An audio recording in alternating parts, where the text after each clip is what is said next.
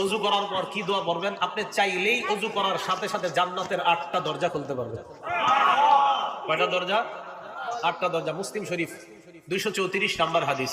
আল্লাহ রাসূলুল্লাহ সাল্লাল্লাহু আলাইহি ওয়াসাল্লাম, আল্লাহ নবী বলেন, মা মিনকুম মিন আহাদিন ইয়াতাওয়াদ্দা, তোমাদের কেউ যখন ওযু করবা, ওযু করার পর ফায়ুবলিগুল ওযুআ আও ইউসবিকুল ওযুআ, পরিপূর্ণ রূপে ওযু করবা, করার পর সুম্মা ইয়াকুল, এরপর তোমরা পড়বা আশহাদু আল্লা ইলাহা ইল্লাল্লাহ ওয়া আন্না মুহাম্মাদান আবদুহু ওয়া রাসূলুহু, এটা বললেও হবে। আর আপনারা যেটা পারেন ওয়া আশহাদু আন্না মুহাম্মাদান আবদুহু ওয়া রাসূলুহু, এটা বললেও হবে।